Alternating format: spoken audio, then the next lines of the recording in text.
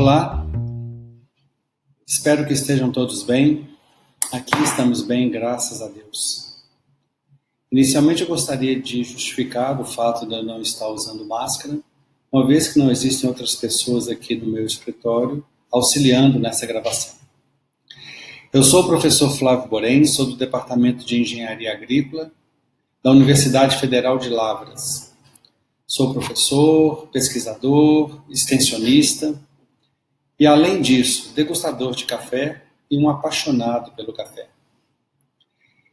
Hoje nós vamos falar um pouco sobre cafés especiais, a convite dos organizadores desse evento. Eu espero que vocês que estão me assistindo façam bom uso ou usem de alguma maneira, ou essas informações lhe auxiliem de alguma maneira nas suas atividades ou na compreensão desse fenômeno tão complexo que é a qualidade do café. Hoje nós vamos falar de cafés especiais, alguns conceitos básicos e alguns conceitos aplicados para que o maior número de pessoas possa fazer uso dessas informações.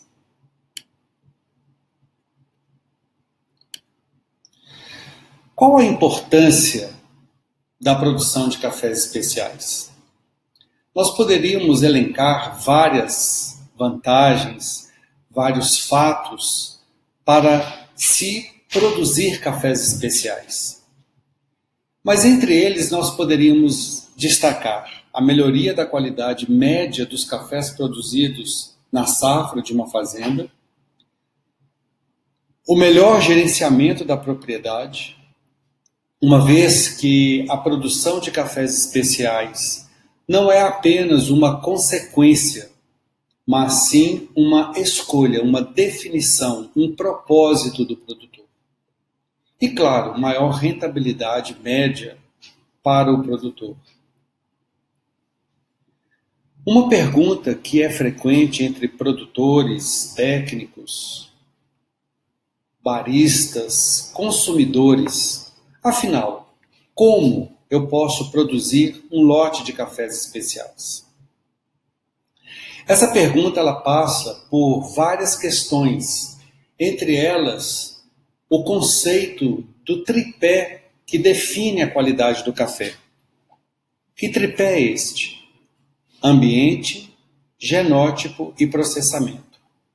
Então a primeira coisa que nós precisamos entender é que a qualidade do café depende da interação desses três fatores: ambiente, genótipo e processamento. De tal maneira que é importante nós entendermos que cada combinação de genótipo e ambiente tem um potencial para produzir determinados perfis sensoriais. E esta combinação entre genótipo e ambiente vai se expressar mais ou menos dependendo do processamento utilizado. O que eu quero dizer com isso?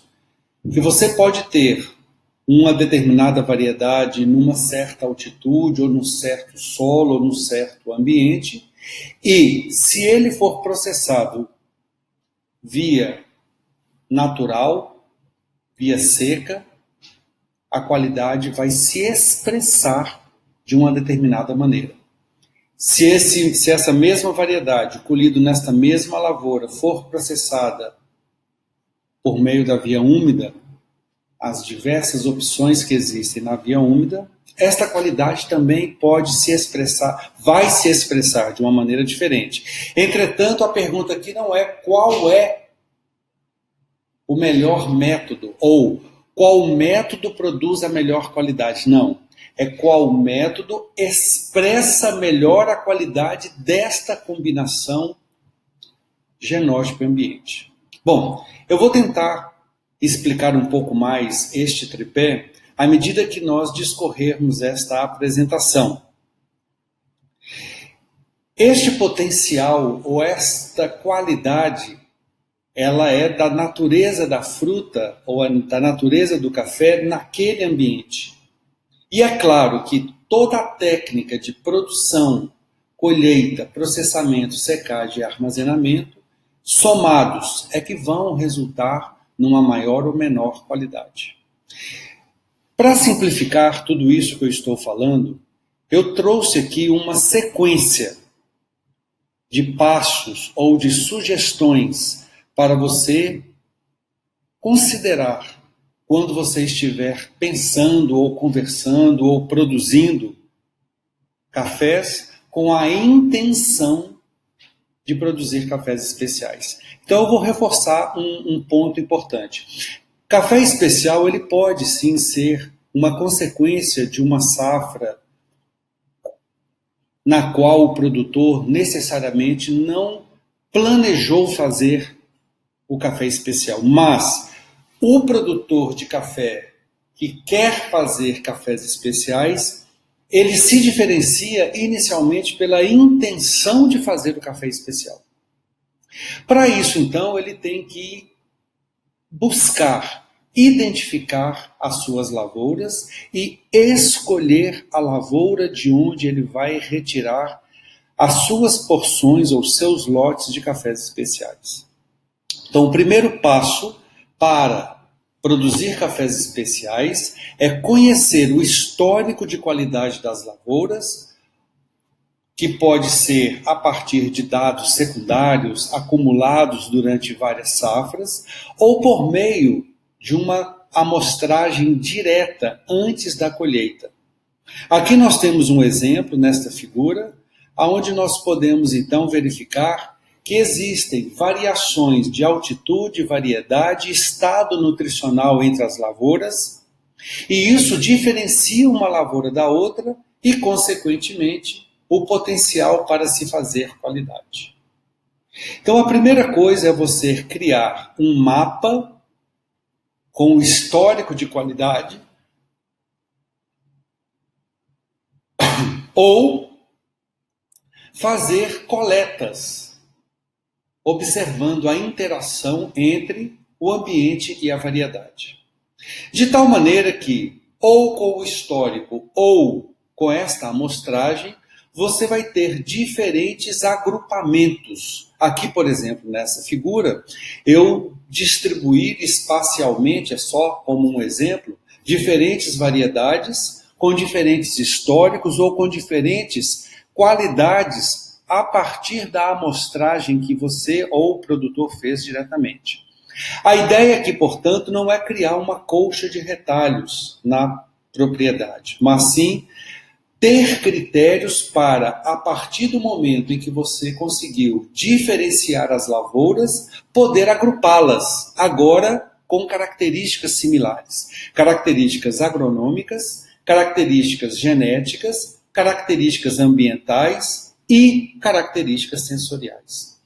Dessa maneira, você vai saber que aqueles grupos de variedades naquele ambiente podem produzir uma qualidade que, se processado via seca ou natural, vai produzir cafés frutados, florais, com alta doçura. Outras variedades já produzidas num outro ambiente, outra lavoura, se processado via úmida, talvez um fermentado, pode produzir cafés mais limpos, mais suaves, mais delicados e assim por diante. No mundo do cafés especiais, o importante é isso, você abrir as possibilidades de você oferecer diferentes perfis sensoriais para o seu comprador. Outro ponto importantíssimo, claro, isso é de conhecimento de todos, é o ponto de maturação.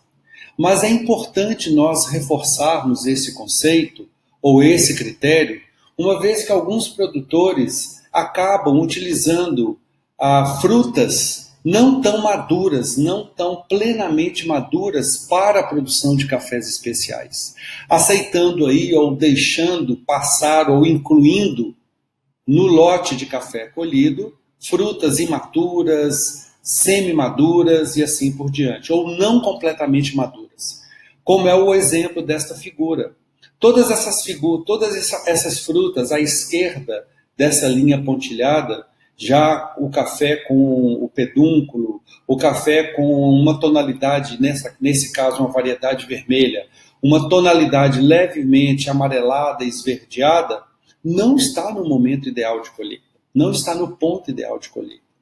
E outras frutas já sobremaduras, já com riscos de uma fermentação não controlada na planta, que podendo trazer sabores indesejáveis, também não são frutas recomendadas para se colher, para se produzir cafés de alta qualidade. É importante, portanto, o produtor definir se ele vai fazer uma colheita seletiva ou semi-seletiva. Este é um balanço de custo e benefício. No caso do Brasil, a maioria dos produtores acabam fazendo uma colheita semi-seletiva pelo elevado custo da mão de obra. Em outros países, esta colheita é predominantemente seletiva, tanto por questões sociais, questões de hábito cultural, histórico e a viabilidade de se fazer essa colheita seletiva. Entretanto, nós podemos associar a colheita semi-seletiva com uma seleção pós-colheita, ou manual ou com algumas máquinas que hoje já estão sendo utilizadas com sucesso na seleção eletrônica de frutas imaturas ou semi-maduras, vamos dizer assim, predominando frutas maduras no lote de cafés especiais, com um rendimento industrial que justifica o uso dessa máquina para a produção de lotes maiores. Mas uma coisa é certa: cafés especiais de alta qualidade somente são produzidos com frutos maduros. Aí vem a pergunta que eu tentei abordar no início desta apresentação. Uma vez colhido, eu vou fazer café natural ou despolpado, professor? Eu vou fazer café natural ou um honey coffee? Eu vou fazer café natural ou fermentado? É importante os produtores, todos vocês entenderem que todos os métodos de processamento podem resultar em cafés especiais. Tanto um honey, quanto um fermentado em água, ou um fermentado a seco, ou um natural, ou um desmucilado mecanicamente. Mais uma vez, o que eu falei para vocês é que existe uma interação entre genótipo, ambiente e processamento. Isto significa, mais uma vez, que para cada combinação entre genótipo e ambiente, existe aquele ou aqueles métodos de processamento que irão expressar, potencializar o perfil sensorial daquele café, daquela variedade produzido naquele ambiente. Isso significa que é necessário fazer uma investigação do que acontece em cada fazenda e em cada talhão. Eu vou trazer agora para vocês alguns pontos importantes para o processamento e secagem de cafés naturais. Conforme eu falei para vocês, o tripé é este: ambiente, genótipo e processamento. E é claro que, dependendo das técnicas e das metodologias utilizadas, nós podemos permitir que o perfil sensorial, que a qualidade se mostre, ou nós podemos perder essa qualidade por falta de tecnologia aplicada na produção, na colheita, no processamento e secagem. Eu vou trazer aqui hoje para vocês, mais especificamente, algumas dicas para processamento e secagem de café natural e também de café descascado. A primeira coisa importante é separar frutos maduros dos xoxos. Os frutos maduros, xoxos, dos frutos maduros densos. Ou seja, mesmo fazendo-se uma colheita seletiva ou semi-seletiva, é recomendada a separação por densidade, para eliminar esses frutos xoxos, malgranados, que já trazem alguma qualidade inferior da lavoura. Essa é a primeira coisa importante. Segundo, uma secagem lenta e bastante cuidadosa em leitos suspensos, por exemplo, ou terreiros suspensos, como exemplificado aqui nesta figura. Essa secagem ela é um ponto crucial para a produção de cafés especiais. Eu costumo dizer que a qualidade do café se forma na lavoura, mas ela é definida na pós-colheita. É aqui que diversos fenômenos fisiológicos, químicos, bioquímicos e microbiológicos vão interagir entre si, vão ocorrer simultaneamente, definindo a qualidade final deste café. Podem ocorrer reações ou podem ocorrer fenômenos fisiológicos ou químicos ou bioquímicos positivos ou negativos. Podem ocorrer fenômenos microbiológicos positivos ou negativos que somados irão aumentar ou diminuir a qualidade do café. Vejam o que eu falei. Eu tenho hoje a opinião de que na pós-colheita o que ocorre não é só perder qualidade, mas nós podemos diferenciar a qualidade sensorial do café. Podemos potencializar a qualidade sensorial do café. Inicialmente, então, nós vamos fazer uma secagem em leito suspenso ou em terreiro cimentado. De qualquer forma, no leito suspenso ou no terreiro cimentado, no caso dos frutos maduros, no caso de café natural, nós vamos espalhar estes frutos em uma camada delgada, fina, correspondendo a 14 a 20 litros de café por metro quadrado. É sim uma camada muito fina, que pode até assustar alguns produtores ou técnicos, mas é certeza que, aplicada essas técnicas, a qualidade ela é garantida. Neste começo, recomenda-se não rodar o café logo nos primeiros dias, unicamente para evitar despolpar o café no terreiro. Então nós vamos espalhar fruto por fruto, em camadas finas, deixando num dia ensolarado o café parado, sem rodar, para, após 2 ou 3 dias, realizar a primeira dobra, para ir, então, em seguida, iniciar o revolvimento 12 vezes por dia, trabalhando preferencialmente com lotes homogêneos.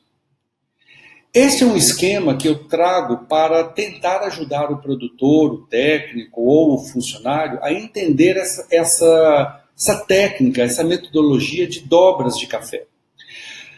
A primeira dobra, portanto, ela ocorre logo após 2 ou 3 dias, isso varia de região para região, formando-se pequenas leiras de 5 centímetros e entreleiras de 3 centímetros. Vocês vão observar que a minha recomendação, a minha orientação, ela é um pouco diferente do que nós usualmente vemos aí nas fazendas ou em algumas outras apresentações. Eu sugiro cobrir todo o terreiro, usando camadas com esta espessura de leira e entreleira. E à medida que o café seca, nós vamos aumentando a espessura dessa leira e entreleira, liberando cada vez mais terreiro para os próximos lotes de café. De tal maneira que no início nós fazemos uma secagem mais rápida, desidratamos a fruta mais rapidamente, evitamos alterações indesejáveis nessas frutas e, a partir do 4º, 5º, 6º, 7º dia, desaceleramos essa secagem para permitir uma secagem lenta que vai sim resultar numa qualidade maior do seu café.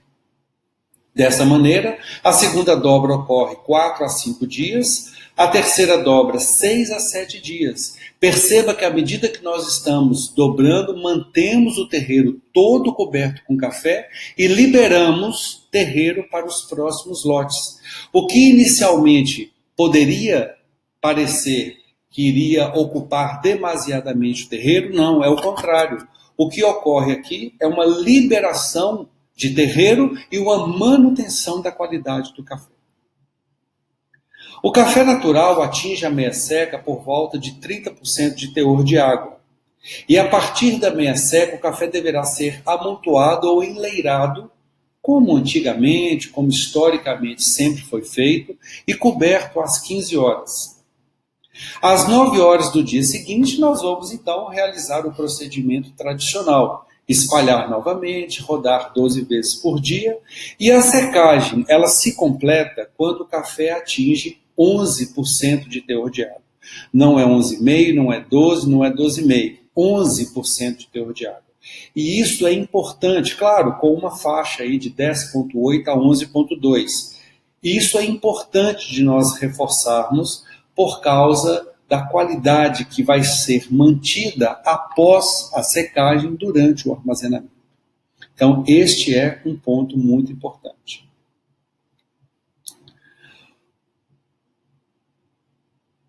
Se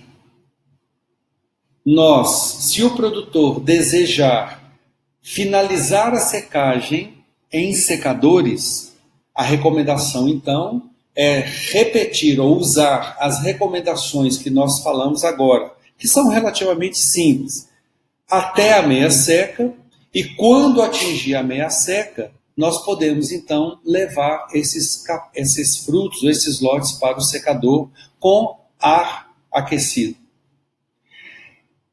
É importante evitar levar para o secador café muito úmido. A preferência é para levar cafés após a meia seca. Então nós vamos usar os mesmos procedimentos até a meia seca, atingir 30% de teor de água, podemos então levar para os secadores. No secador, os cafés naturais especiais devem ser secados com temperatura máxima na massa de 40 graus. Nunca acima de 40 graus. Ah, mas café natural, professor, a gente sempre escutou que poderia ser a 45 graus para café commodity. Café boia ou café commodity ou café de varrição, sim. Mas para café natural especial, a temperatura máxima é 40 graus. Professor, eu tenho escutado que algumas pessoas estão falando para secar com a 30 graus. Eu posso? Olha, poder até pode. Porém, vai demorar tanto tempo que vai ficar tão caro que você vai superdimensionar a sua estrutura e superfaturar o custo do seu processamento. Então, o que eu sugiro é, de fato, 40 graus. 38 a 40 graus, nunca superior a 40 graus. No ar de secagem, no início, 50 graus e no final, nunca superior a 60 graus. No ar. Na massa, nunca superior a 40 graus. Este é o aspecto do café natural, bem preparado, bem processado, com uma secagem bem feita, que nós estamos observando que não há café despolpado misturado com o café natural, como ocorre em muitas situações.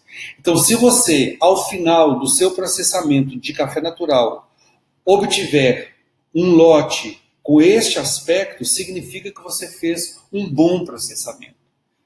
Um café brilhante, com brilho, íntegro, com uma secagem lenta.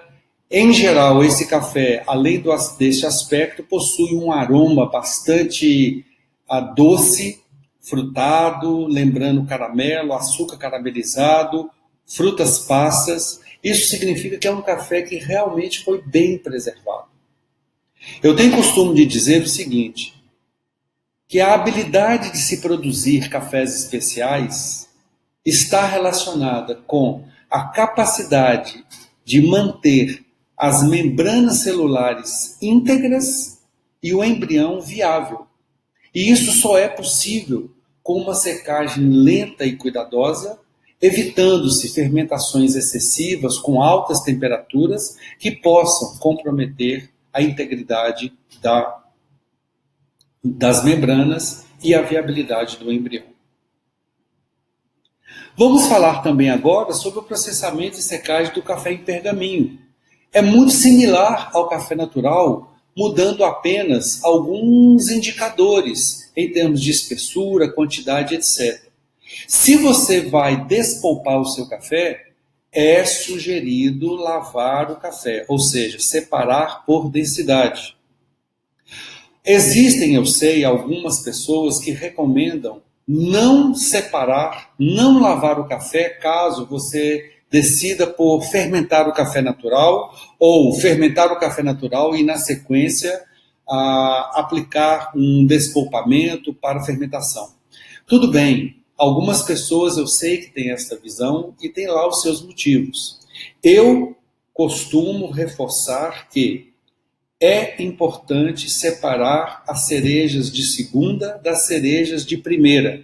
As cerejas mais densas são as cerejas que vão resultar no melhor café especial, na melhor qualidade. E se você está pensando, planejando fazer alguma fermentação, utilize a fermentação com culturas iniciadoras.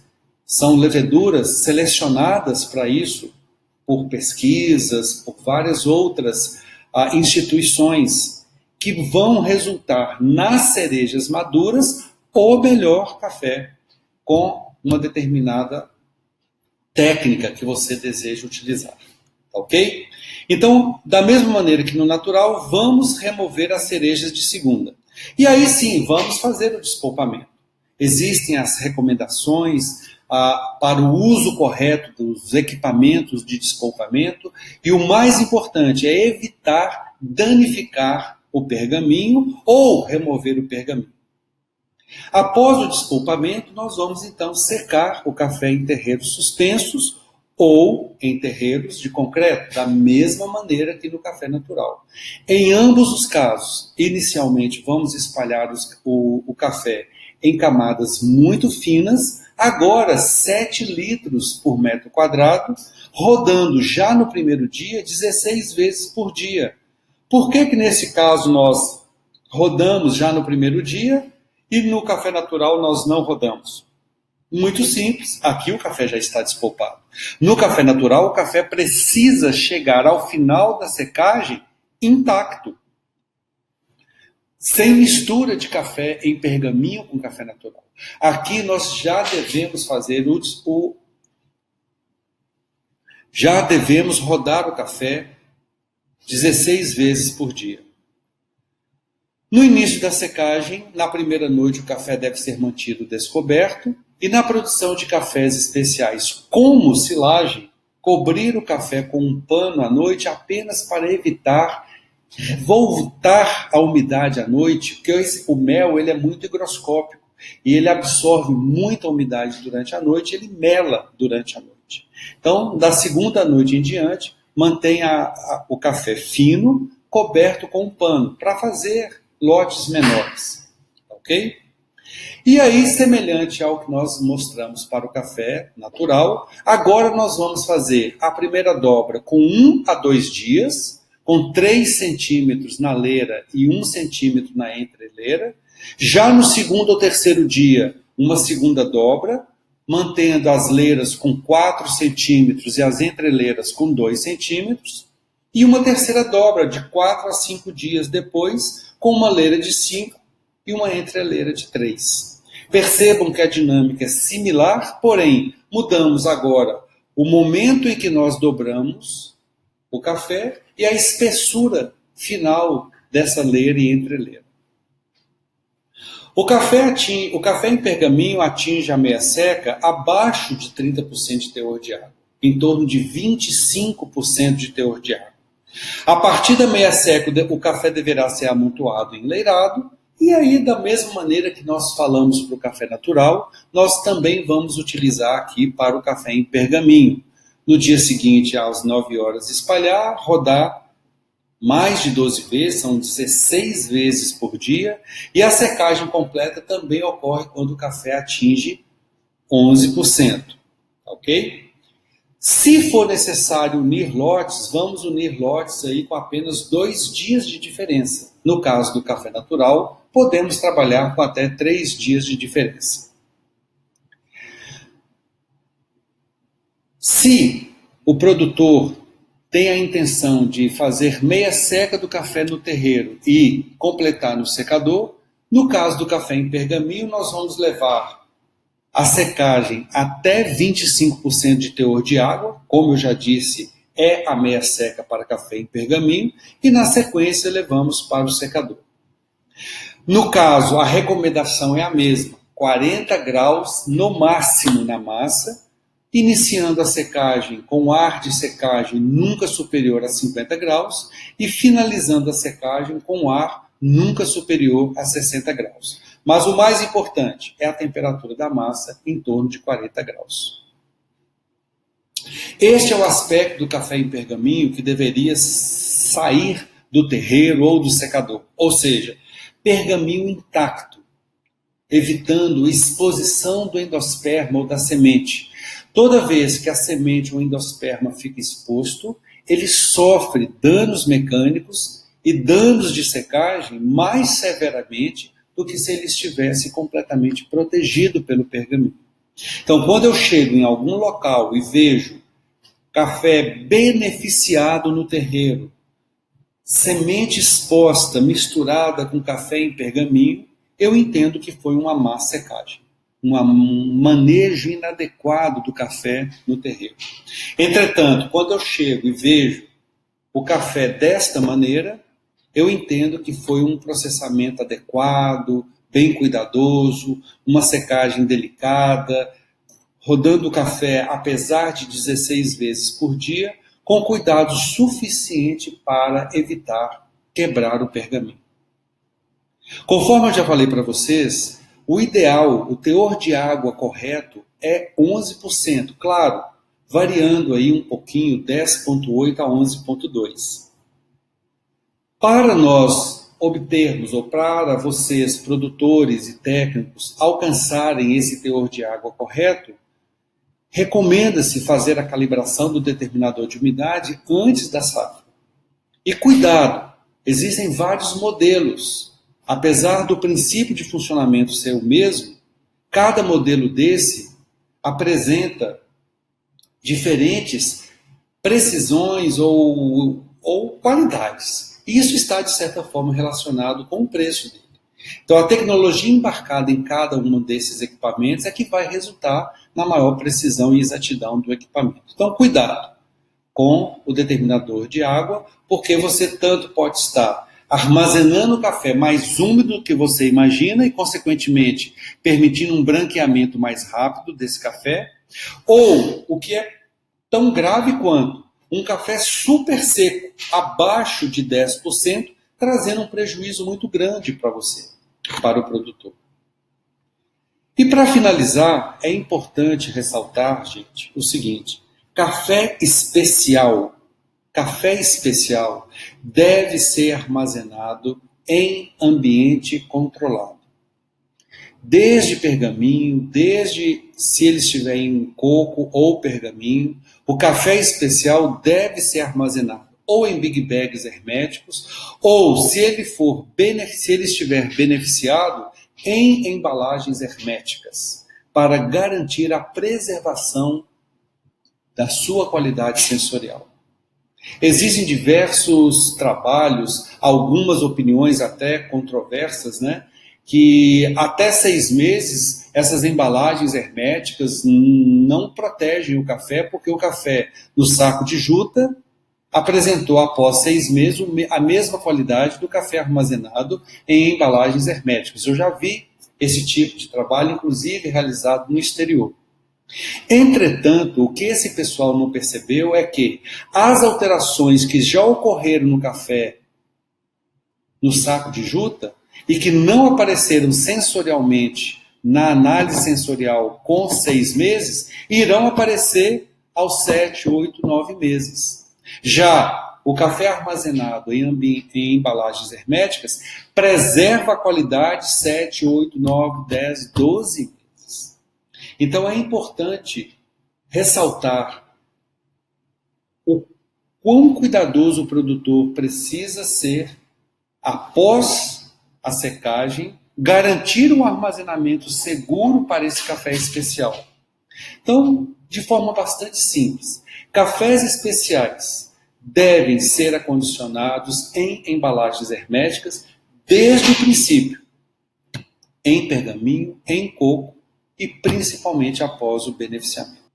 Eu agradeço a atenção de vocês e deixo aqui o meu muito obrigado